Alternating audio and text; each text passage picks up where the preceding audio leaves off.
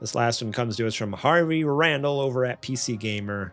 When I saw PC Gamer did an article on this, after last week's PC Gamer article, I'm like, I got to go back to them again because they got good stuff over there. They crushed last week. If you missed it last week, what were they talking about? It was about something. And I just loved how like sarcastic and just like, I don't know. It was Battlefront, wasn't it? Frank it was. Yeah, I think that's what it was. They're just like, hey, where does it say how it is? We'll take it or leave it.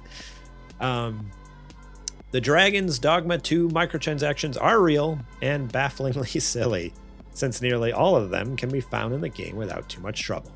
That's just the title of the article. I want to say up front that I am by no means defending the choice to slap a bunch of microtransactions onto Dragon's Dogma 2.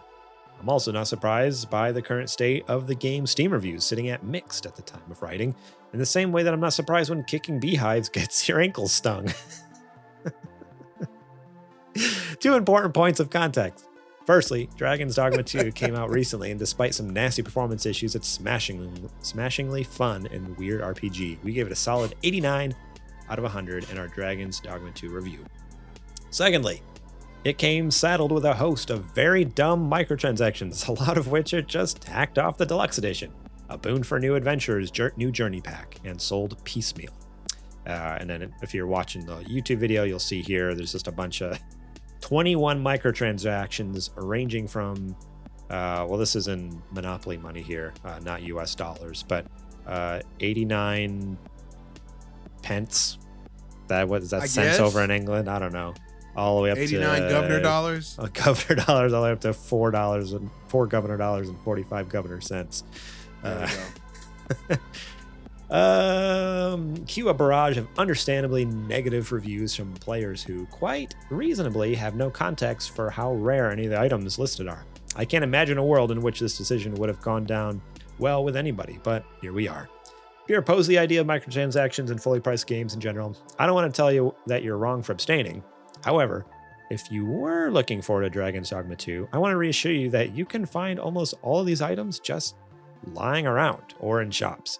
One particular bugbear at the moment is the poorly named Art of Metamorphosis character creator. Namely, there's a perception from players that the game's one save only policy is to help drive up the sales of this thing.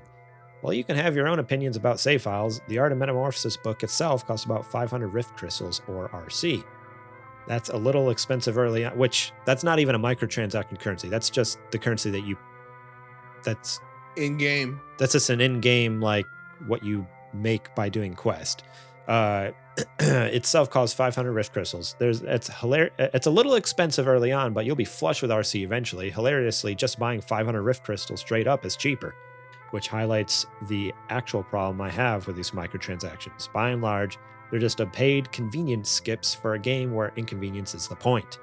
The only 2 microtransactions I have a problem with is the Explorer's Camping Kit, which appears to be lightweight and notes that purchasing the DLC makes it available in-game, and the Port Crystal, which our guides writer Sean Martin has only found a handful of in around 50 hours of the game.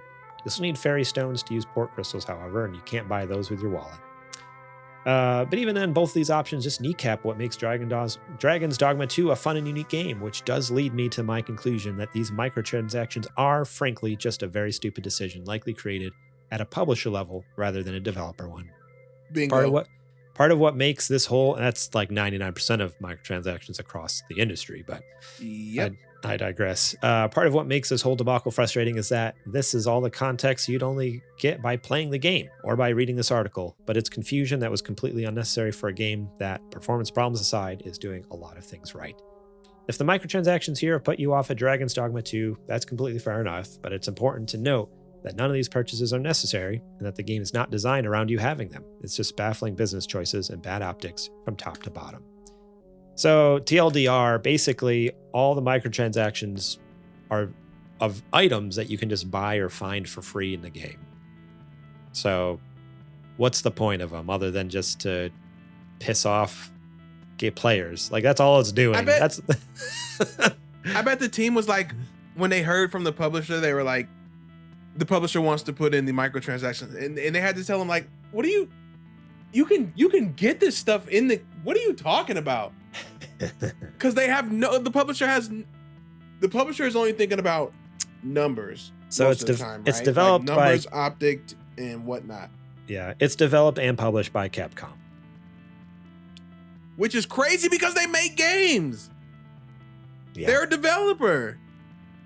Why Yeah, would they do this? They develop the game and they publish the game themselves, but it just doesn't make sense. Like it may, if it was actual like exclusive DLC items, then this makes sense. Right. Like, hey, either buy the digital deluxe edition, or hey, if you just want like one or two things from the digital deluxe edition, then buy. But it's not. It's like paying for things that you can also already get in the game. I don't know. It just doesn't exactly like the article says, though. It's like a way to what was his words here? Like basically, by and large, they're just paid convenience skips for a game where inconvenience is a point. When you play an RPG, that's the point, is to put a ton of time into the game and like explore and live in this world. And all these do is just allow you to skip all that time and effort. It's like, well, what's the point of playing this game? Why spend $70 for a game and then pay to skip everything? All the time on the internet, especially Twitter, I see people crying. Oh, this game's not worth $60. It's only 8 hours. Now they give you a game that you have to spend dozens of hours in, and now all of a sudden they want to put in microtransactions to help you bypass it. You can't have it both ways. You bought this game to play it, to spend time, like you just said. This game is meant to be played from front to back. You're not meant to finish it in one day. Yeah. It's an adventure. I don't know what Capcom's thinking over there, because not only are the microtransactions not welcome, but they don't make sense. Like it doesn't. I don't know who over there signed that piece of paper, signing off on this, but they must have been. Like you said, if it was custom gear or custom mounts or you know what I mean, something that you couldn't get in either like the regular or the deluxe edition. Okay, cool. Yeah, I'm not crazy about it, but at least it makes sense. But no, this is stuff you could already get. No thanks. Yeah, I don't know. I don't know. I don't have much more context about the game either. Have you played the original one? Do you know much about Dragon's Dogma? I have not. I actually just bought it. It was on sale for like $5 from like 30. So I was actually looking forward to getting into that here pretty soon. But I have not played the original. No. Okay. You? I haven't. No. I remember it's a title I've heard of. Like when they announced this one, I think it was just last year they announced this, right? I feel like it was like Summer Game Fest that we saw a trailer somewhere around there. I remember being like, oh, I recognize like that Dragon's Dogma, the title, but I don't think I know the name. I don't think I've ever seen like video or gameplay or anything of the game. I couldn't tell you what it was at all. So when it fired up like a fantasy RPG, it was actually kind of surprising. Like, that's not what I was expecting. I know it says dragons, but for some reason in my head, like Dragon's Dogma, it makes me think of like the first thing that popped in my head. This is gonna be really funny. Is like a Yakuza game. Like that's for some reason like I picture it being like a Yakuza type game. Dragon's Dogma. Like are you just going through and? I mean, it's not impossible to make that connection. I can definitely see it because Yakuza always deals with dragons and dragon fists and dragon moves and whatnot. One of the games is called Like a Dragon. So exactly, I get it. I can see it. That was without actually knowing the context of what the game was. Like I could have swore it was like just another like Yakuza style game. And then when I was like, oh, this is a fantasy RPG, way off. Oh man. Yeah, Capcom, I don't know what you're doing, dude. You made a big game. You should want people to play the big game as much as they can, get as much out of it as they can. So you trying to offer, shortcuts is pretty weird and pretty dumb, actually. Yeah. And I guess as just a PSA, if you were on the fence about this game or you heard about the microtransactions and were worried about them, basically it sounds like don't worry about them. Just play the game because just play the game. You'll come across all of it. They don't affect the game really at all for the most part. So you can still have fun. I mean, people are giving it 89 out of 100 on PC Gamer. And I know other places have given it high marks. I think the other shady thing about this, which wasn't mentioned in this article, is when reviewers had early copies of the game, there was no microtransaction or online store menu.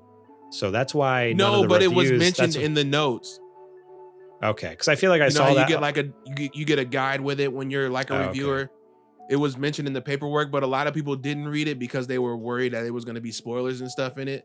Okay. So to be fair, Capcom did tell people just didn't read it.